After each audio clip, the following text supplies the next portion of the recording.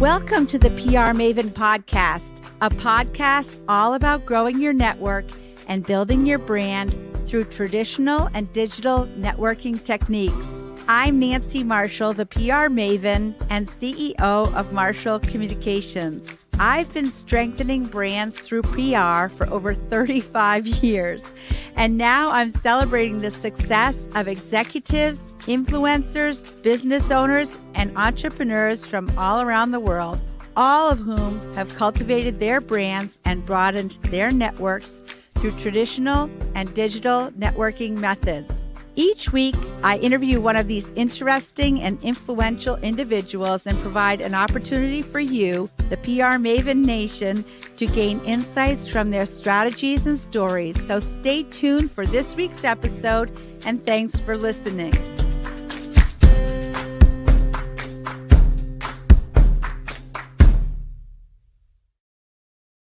PR Maven Nation.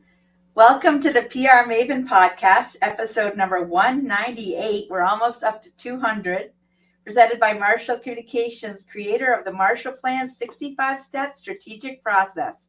For those of you who are new to the show, I'm Nancy Marshall, the PR Maven and CEO of Marshall Communications. Welcome. And with me today, my guest is Amber Lambke, co-founder and CEO of Maine Grains.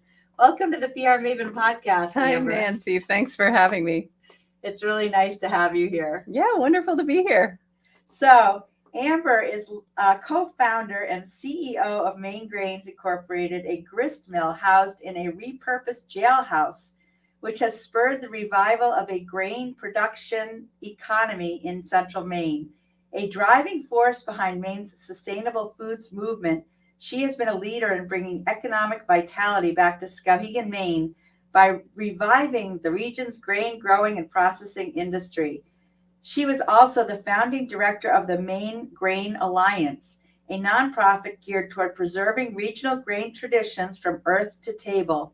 Her efforts through the Maine Grain Alliance have generated a broader understanding and appreciation of the nutritional and economic value of heritage grains and oats, as well as their exceptional flavor. The Alliance's Kneading Conference, co-founded by Amber, now draws thousands of attendees from throughout North America each year and has spawned similar conferences across the country. And I think maybe around the world, but we'll talk about that. Amber, congratulations on 10 years of Maine Grains. And I actually feel a part of that too, because we worked together 10 years ago. Yes. So doesn't seem like we're old enough. But Time flies. Tell me about Maine Grains and why you started a grist mill in the first place. Boy, time does fly. And I remember working with you in the early stages as we launched our business. We started Maine Grains because I was doing some volunteerism in my community around local food and helping our farmers market grow. We realized that grains were really missing from local food discussions and from farmers markets, and we wondered why. And so a grassroots group of us in Skowhegan put together the first conversations in Maine that would talk about could we grow grains in Maine, and why weren't we growing grains in Maine? And that conversation was called the Kneading Conference, KNEAD, started in 2007. We realized at the first Kneading Conference that one of the missing pieces in the state was just the infrastructure for cleaning and processing and dehulling the grains we were growing, and figured that if we could solve that, then we would jumpstart a grain economy in Maine. Well, this all resonates with me. I don't know if you knew that I grew up like baking bread in the 4-H. Uh-huh. And that was one of my hobbies that it helps me get out all of my frustration, anger, and anxiety. And I had two older brothers that were like always punching me in the arm. Uh-huh. So the way I could get back was by making bread, and then I would put their eyes and their nose and their mouth and then punch it. And it turned out to be really great. Therapeutic and great bread. I actually won the Connecticut State bread baking championship. No kidding. I did not know that I guess about I've you. never Nancy. told you. Yeah. No. Yeah. So I haven't really been baking bread recently, but I've always been very interested and inspired. And the whole idea of the kneading conference really resonates with me. Great. Well, I think baking bread is fundamental to a lot of our routines. And we certainly saw that through COVID. Yeah. So a lot of people who were home, cooped up, homeschooling, whatever folks found themselves doing at home, they found themselves baking bread. And so that's been a real moment for grains. You had a and real baking. surge in interest in sales because of COVID, didn't you? We did. You know, I think we can get more into it, Yeah. but at the same time that toilet paper ran out on Yeah. the grocery store shelves, so did flour. Right. And we were fortunate to have an online sales platform, which you helped us start Yeah. many years ago. And people found us online. So at the same time that some of our wholesale accounts had to slow down for a while, our retail sales online just went through the roof. Yeah. Well, I'm really glad that, you know, there are some silver linings that came out of COVID. I know it was a really difficult time for many people, but I think for a lot of people, being home inspired them to do some things that they normally wouldn't have time to do because they're out of the home. So Yeah. You've had great success using a combination of public relations and personal branding techniques over the 10 years, combining media relations with speaking engagements and what I'd call thought leadership. Tell us if that has been a deliberate part of your strategy or if these kind of things come to you naturally. That's a great question. Probably the hardest question, I think. You know, my background is as a speech language pathologist. I had another life before grains. And so communication has always been very important to me, and understanding how people communicate, how people understand what we're saying or not saying. Body language is important. So that was my whole field before coming into this business. So I value communication a lot.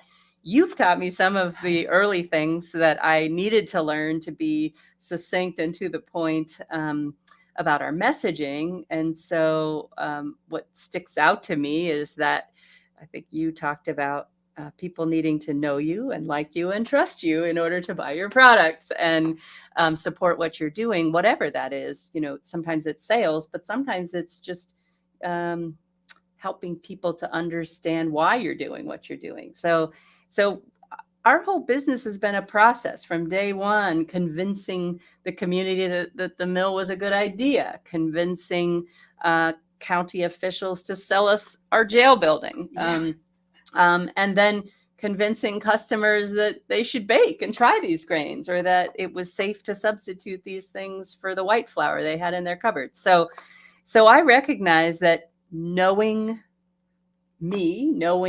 who we are as a business, liking what we're doing and trusting what we're doing is at the core of why people will engage with us. So on all of those levels, trying to be present, trying to be out front, saying yes to speaking engagements, yes to invitations, making sure that we do what we say we're going to do, that we under promise and over deliver, and sort of all of those things are important. Other tools that you have shared early on in the process that I use all the time, things like message mapping and making sure that I have my 2 clear sentences that I can say about everything we're doing, because people are busy. They have short attention spans sometimes for new things and listening to what you're doing. So it's important to be clear and get your point out quickly. And so I do think I've embodied a lot of those principles, and maybe some of it comes to me naturally as well. Yeah, I think you're giving me a lot of credit, and thank you for that. You're but welcome. I think you've been a very good student. And you know, you mentioned message mapping, and in the show notes we'll include some samples of message maps. But in a message map, you would have a key message at the center, and that's something that you repeat over and over again, especially in a media interview, because you want to be sure that the journalist who's doing the interview gets that into the story in some way. So. Yeah. And when, I recognized early on we were doing something exciting and quirky. We were renovating a jail in the center of our town. We were exercising this business plan that was very different and doing something very different. So we really were in a position to have reporters, TV cameras showing up on our doorstep unannounced a lot. And so I really did feel like I needed to learn how to be prepared for impromptu interviews and be ready to speak off the cuff at any point. So that has taken a lot of practice. Yeah. I've had a lot of practice. Well, I'm glad you brought up the know, like, trust factor, because I think it's one thing for people to know you and another for them to like you. That's good. But if especially if they're going to spend money with you online, they do have to trust that your website is legitimate and that you know that actually if they put their credit card in, you're not going to like steal their credit card and you're actually going to be sending them. So yeah, there is a whole process there that humans have to go through in order to want to part with their money. Mm-hmm. And that is essentially what the essence of a brand is. And you talked about delivering on your brand promise. And, you know, a brand is a promise, whether it's, you know, me promising something to you as a one human to another human, or an organization or company making a promise to its customers. And trust, I'm a firm believer, is built over time and sustained over time. And building trust is infused in everything you do as a company, and doing what you say you're going to do consistently. That comes not just from me, but it comes from every representative of the company. So it's culture building inside the company as well.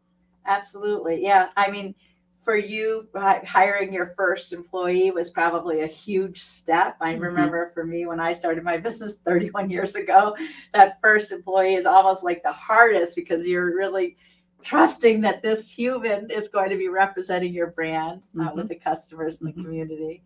And then, yeah, that's another reason why it's so important to have a good training and orientation program when you hire new people. Yeah. Is they are a physical representative of your brand. Yes. And I would say that's 10 years in now. That's some of where my attention is going. I'm really inspired by the Zingerman's family of businesses that started out in Ann Arbor, Michigan. And as that business grew, it grew into a cluster of businesses that all interplay with one another.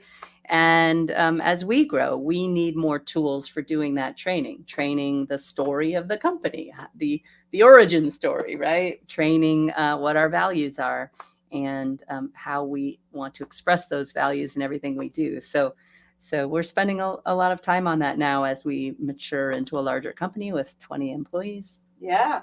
And the other thing that's so terrific is the way you bring all your raving fans together at the Kneading Conference. Yes. I mean, that is another brand building technique, because you want all those people to say, I met you at the Kneading Conference. And then they all form these relationships amongst each other, amongst themselves. And then other things will spawn from that. Yes. And I always say that's kind of like the essence of happiness in life, you know, these relationships, both personal and professional, and then having a band of raving fans and brand ambassadors out in the world. Yeah. And I honestly, I could have never predicted the impact that the Kneading Conference would have. You know, it started as problem solving conversations that we wanted to invite people to, not only to solve the issues of how do we spur Maine's grain economy, but how could these conversations inspire people in other places? And it sure has. It really has spawned other conferences and networks, people who have formed grain alliances in their own region in order to stay connected.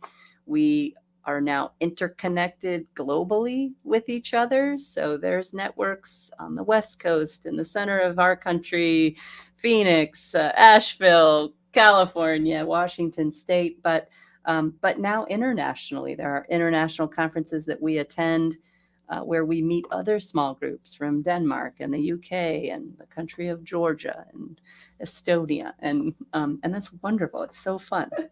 It's amazing. And actually, you recently went to the UK for a speaking engagement. And this is something that you helped create a grain economy there. Can you talk about that? Well, we brought over a keynote speaker to the Kneading Conference in Maine several years ago, Kimberly Bell. because she runs a small bakery in Nottingham. And she was doing some of the most innovative baking from our perspective at that time, using grains from a wheat breeder and researcher, Martin Wolf.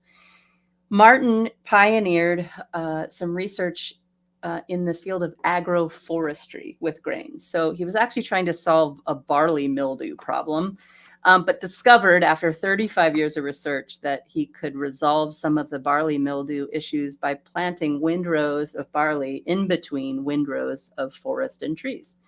And that breaks up pest and disease cycles. So in addition to that, he was also working to build resilient populations of wheat seed and grain seed in the face of climate change. And he was doing that by blending different varieties all together in a seed mix that would be planted together. They grow together and they get harvested all together. And so in the end, you have what's called a population wheat.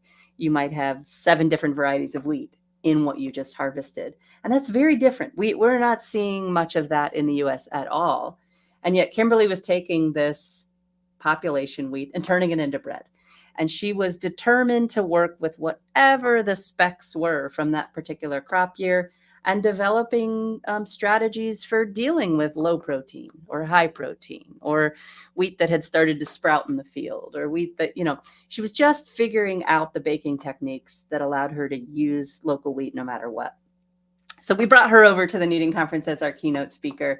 She was really inspired by our network, our conference, sort of the organization we had put into bringing people together, and developed a similar network over in the UK. So she's a few years into hosting an event much like the Kneading Conference in Nottingham, and I was asked to go over and speak at the conference. So it was great fun. I felt like I was transported back into our early years of the conference.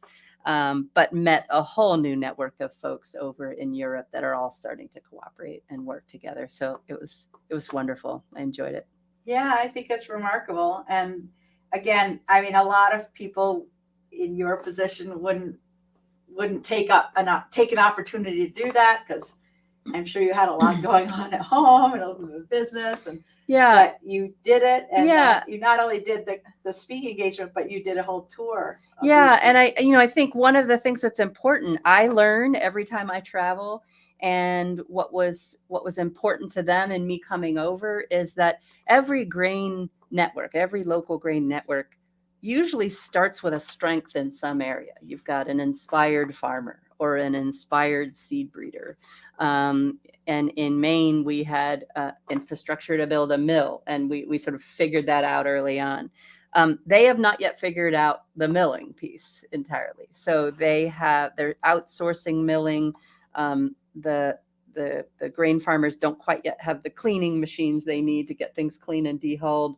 So their hope in bringing me over was to inspire the milling piece. And how did we overcome those issues and problems and obstacles in our grain economy? So hopefully it will have some impact. And I think I discovered there will be opportunities to travel again to places like Germany and back to Denmark, just to see the advancements and be of more help on the infrastructure side. So, well, I've traveled in Germany. I have relatives there, and they would love you, and they would love the bread and having ein Bier bitte. Yes, with some broth. Yes, so awesome. Yes.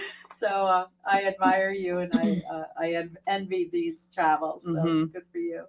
So, well, we're going to continue with more from Amber in just a moment. But first, I want to remind you about how you can get access to my latest book, which is called Grow Your Audience, Grow Your Brand.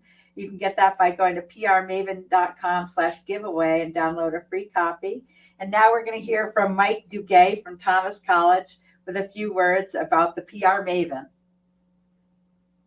After reading PR Works, I really started to think about how marketing actually works.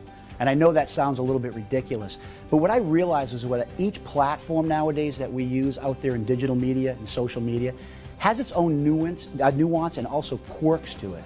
And understanding how they're used is exceedingly important. Because when you have a hammer in your hand, everything looks like a nail. And you can't approach it that way in marketing. And that's where I think Nancy's brilliance really shined in PR Works. I think grow your audience, grow your brand is really sort of the manifesto of understanding that there's many different levels to marketing. It's on your personal side of your brand, how actually you express yourself through business, but also what people hear you saying and what they see out there in the public eye as well.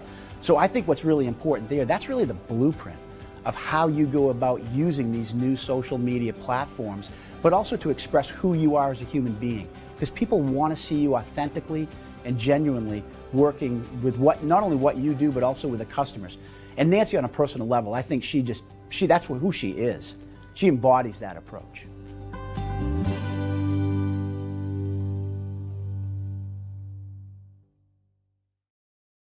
Welcome back to the PR Maven Podcast, and we're here with Amber Lambke from Maine Grains. And Maine Grains is celebrating its 10th anniversary. And Amber, tell us about the plans for celebrating your anniversary. Well, we're excited, and I'm glad that we're spending some time this year to sort of pause and reflect and celebrate. I have the help of my sales and marketing director, Kayla Bess, to plan some festivities. A Thomas College graduate from Maine. And we have a couple of events coming up. We'll be doing a press release and some tours on September 7th, but hosting a big community celebration on Saturday, September 10th, right at the grist mill outside where we had our initial launch. In fact, we're going to be inviting the same band that played for our launch celebration for our 10-year celebration. And as an aside, this band plays fiddle and guitar and, very uplifting and fun. Glenn Loper and Steve Muse and their team. From Farmington. And Glenn Loper is someone that I first met contra dancing in my 20s when I was young and out visiting Grange halls all over Maine to dance. It's actually how I met my husband at the North Whitefield contra dance. And I was in a group living situation for a while when I was single in Portland, and Glenn had the room next door to me in this house that we all shared. And he'd be practicing his mandolin playing every single night. It was so wonderful. So Glenn played at our wedding, and then later played at our launch for Maine Grains. And I'm so excited that he was available to come back and play for the 10-year anniversary. Oh, that's awesome. So great music. There's going to be great food. There's going to be grain demonstrations, pasta making. It happens to be coinciding with the Skowhegan Farmers Market, which is full and festive and fun in the summer every Saturday. So it'll be a good reason to make Skowhegan a destination on Saturday, September 10th. I think we need to write a Maine Grains song. There needs to be. Kayla, you're in the back room. Let's put that on the to-do list. She's saying thumbs up. I think I know someone who can do that. Actually, we'll talk later. Really, yeah. That would be awesome. So you have a twin sister, and I just love that this is happening. She decided to create a company called The Good Crust, and she recently won a competition. Can you tell us about her and her company and the competitions that she won? Yes. My twin's name is Heather Kerner. Kerner's our maiden name. She lives nearby in Canaan, Maine, and she started dabbling early on with our grains in her role as an occupational therapist at the Messalonsky School District.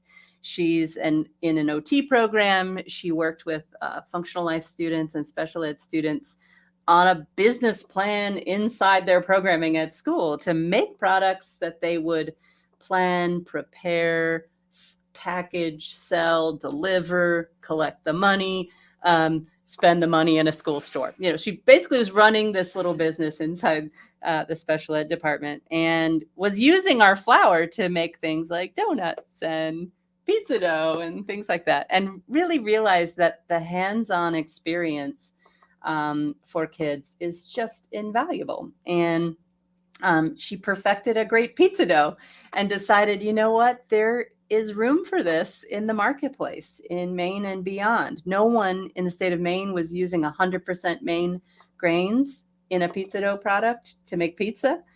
Pizza is America's favorite flatbread, and it is an economical, shareable meal with families. So she really saw this as an opportunity for Maine.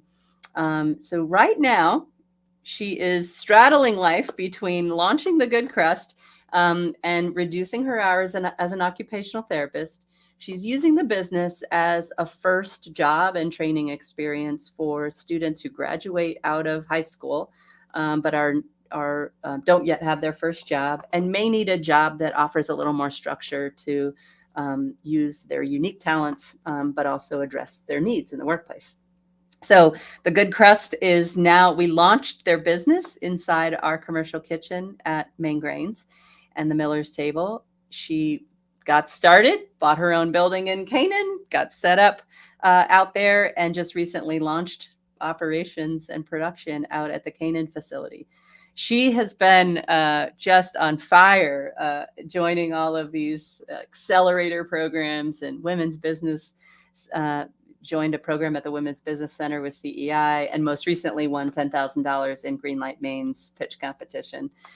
Right now, any grant funds she gets are going into equipment and freezer space and all that it requires to run a frozen product business. So she's excited and she's well launched.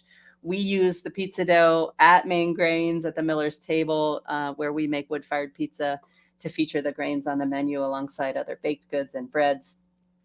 Folks like Flake Deck Brewing have been early adopters, and we're even developing some new marketing around the pizza dough and the idea of a Maine pizza, because pizza's tough. Customers come to you and say, well, what's it like? Is it Neapolitan, or is it New York style pizza, or is it deep dish pizza? And she's had to say, no, it's not that. It's not that. It's Maine pizza. So we just did some marketing to define what is Maine craft pizza, right? And Maine craft pizza uses local grains. It's dough made in Maine. It has toppings that come from local sources. It uses cheese maybe from places like Crooked Face Creamery or other creameries from Maine. And maybe it's even made in a wood-fired oven that, burns Maine's sustainable, timber resource. So anyway, we're defining our own pizza, but she's often launched, and folks should definitely look for her product, read more about her business at thegoodcrust.com. It's Heather Kerner. We are identical. Her hair's a little bit longer. Yeah, you guys are. And she is as articulate and well-spoken as you are. And I love that. And kudos to your parents. I'll tell them. But people can actually visit the Miller's Table and Main Grains. There's a retail shop, and Crooked Face Creamery is right there, where you can buy wonderful cheeses made by our friend Amy Robach. Yes. So there is actually a physical location where you can go and see everything in action. But also your products are in Hannaford's supermarkets. And yes, Main Grains products are distributed throughout the Northeast, and you can find them in most natural food stores. We work with about 15 plus distributors now that help get it around the Northeast. So ask for the products. Hannaford has picked up 3 of our SKUs, the pastry flour, spelt flour, and an all-purpose baking flour, that are now available in over 170 stores in the Northeast. Whole Foods carries our organic oats. So it's becoming easier to find in everyday grocery stores. And you can also visit our website just to see where to find. And you can also order online. You can order online. Yeah. Now, you have a very famous customer for your oats. Should we mention Martha? that? Yeah. A woman named Martha, a very tall woman named Martha. Yeah. I had the privilege a few years ago of being on the Martha Bakes show. And we're talking about Martha Stewart. Martha Stewart, the Martha. She asked that I come down and be a part of helping to educate on an oat episode. And so I got to meet her then, and she became a connoisseur of our cracked oats at that time. So we make rolled oats, which is like an old-fashioned flaked oat. And then in our processing, some of those whole oat kernels get cracked. We separate those out. They are about the size of a steel cut oat. So you cook them a little bit longer, but they have a little more body and texture to them. And so we sell them as cracked oats because we're not really steel cutting them. We don't have a steel cutting machine. And she loves the cracked oats. So she has called out the cracked oats on the Dr. Oz show, on her Instagram feed, in lots of places. And the oats are now being sold on martha.com, her new retail platform. So I imagine we'll do some more partnering with Martha over the years. But yes, she is a big fan of the cracked Talk oats. about a brand ambassador. Yes, yes. It's about the best brand ambassador you could get. Yes, yes. That's awesome. So, do you have some advice for other entrepreneurs on how they can best use PR and personal branding to grow their businesses? Great question. I think there's so much to think about when you're starting a business. It's easy to get mired in all the day-to-day details, but remembering that people are curious. They want to see and hear content from you. They want updates. So dedicating a part of your day and a part of your brain to what's the story I can share about what we're doing today? What's the fun story I could share about my staff today? Because they have lives that are interesting and they're contributing to the business in wonderful ways. So there's stories to tell all the time. And I'll give you an example. I learned when I was on vacation last week and my kids had the house to themselves that my son decided to invite one of his best pals over to cook and to use the kitchen while they had it all to themselves. And I said, well, what did you cook? And he said, well, I picked a salad from the garden. And my friend Jakub, whose family is originally from Slovakia, made cherry dumplings. And I said, well, tell me more about the cherry dumplings. And, well, they used our flour, the all-purpose flour at home, and picked cherries from the tree, which are available right now. He grew up on plum dumplings and cooked potato and shredded the potato to add to a dough. Wow. Stuffed it with cherries, served it with crispy breadcrumbs, and it was amazing. I was floored to hear that this all just came about for fun in the kitchen from a high school student. Instagram photos. So Kayla and I interviewed Jakub yesterday about these dumplings because it turns out he had never made them. He'd only ever watched his mother and family members make them, but left on his own in a kitchen with resources to try it out himself. He made dumplings. So anyway, I think that's so fun, right? And it inspires other people to try and experiment in the kitchen. I just finished reading a cookbook called Summer Kitchens that I learned about in the UK when I was over there. I attended a workshop from a Ukrainian chef, a woman by the name of Olia, and she had just finished this Summer Kitchens cookbook. Well, it's a book all about the outdoor kitchens of Ukrainian families, and it's where they process the harvest. It's where they cook and keep the heat outside the house. And she did a demo on how to whip up dumplings stuffed with sauerkraut that just inspired me. It really is. It can be easy. Cooking at home can be easy and fast. It doesn't need to be complicated. So anyway, these are all stories that are fun. They show how to use the product, and I think they can inspire people. So if you're starting your own business, really tell the stories of what's going on. Give tours. Try to capture some of that in picture and video if you can. I've tried to encourage my employees to tell their stories. So it doesn't always need to be my story about the business. My employees have come to the business with different backgrounds and different ways that they're inspired. And that's an important thing to tell too. So it's all brand building, right? It all comes back to knowing you and liking you and trusting you. Exactly. Yeah, that's great advice. Thank you for sharing. And you just mentioned a book, The Summer Kitchen. Is there another book, a podcast, or an app that has been helpful to you, and why? Yes, I mean, I would recommend different things to different people. In my own free time, I read cookbooks. In my early entrepreneurship, a formative book for me was one that was recommended by my business counselor from the Small Business Development Centers called The E-Myth. A lot of people have read it if you're starting a business, but ultimately stands for the entrepreneur's myth, but was a good foundation to think about as you build your business. Keep in mind that you are going to wear a ton of hats as an entrepreneur. You can't keep all those hats forever. You need to build your business with operationalizing in mind. How do I operationalize this task that I do today that I may not do a year from now? So building systems so that it doesn't all live on your shoulders forever is really important. The E-Myth talks about McDonald's being the ultimate example of that. I mean, how do you franchise a restaurant that does the same thing and puts out the same product all over the world? You do that by operationalizing each and every step. So that was a helpful book for me in my early stages. Or app or podcast. I would say we use tons of apps at work, but one of my favorite, and one that I'm in every single day, is a customer relations management app. And for a small business like mine, some of the CRM software out there is much too big. So we found an app called the Less Annoying CRM. Oh, that's cool. And it was affordable. It's $10 per month per user. So very affordable, but it's a way that we keep track of our customer relations and conversations, and can schedule follow-ups with folks and really keep a record of all of our contacts and touches with customers. So that's one of my favorites. That's great.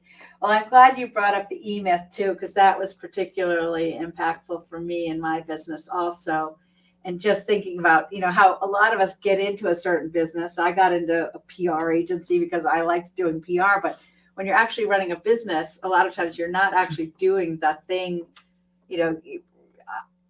at a lot of points in my career, I haven't actually been doing PR. I've been, managing the checking account and getting loans and hiring people, and it's not really PR. It's it could be any kind of business. So I do like the idea of if I were to be starting a franchise and there was going to be a Marshall Communications in every city across the country, could I hand them an operations manual that would describe all the steps from opening up to closing at the end of the day?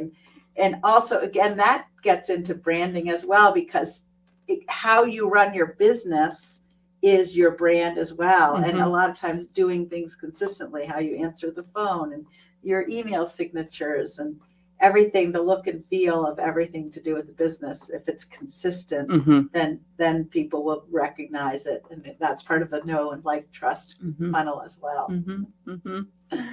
So Amber, how can people get in touch with you, and how can they order Maven Grains products?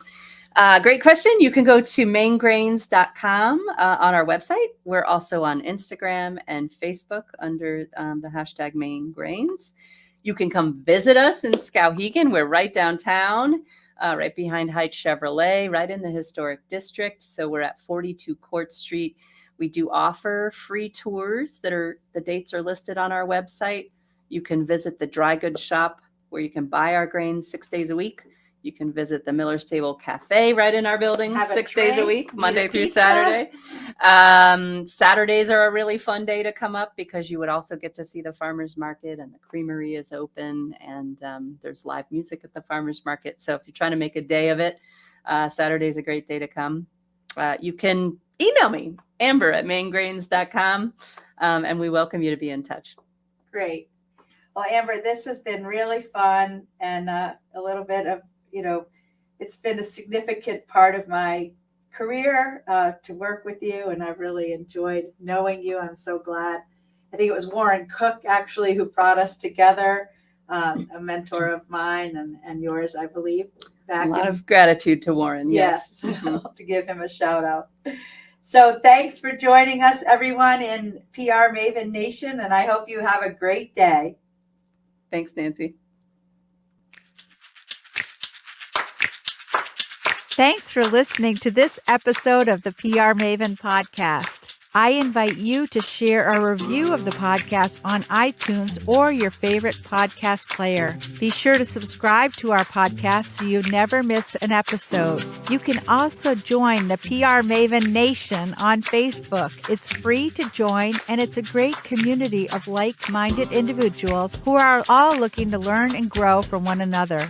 If you use an Alexa device, use your Alexa app to search the skills and games section to find and enable the PR Maven Podcast Flash Briefing. This will give you access to exclusive content and more PR and marketing advice. Thanks again for listening, and have a great rest of your week, PR Maven Nation.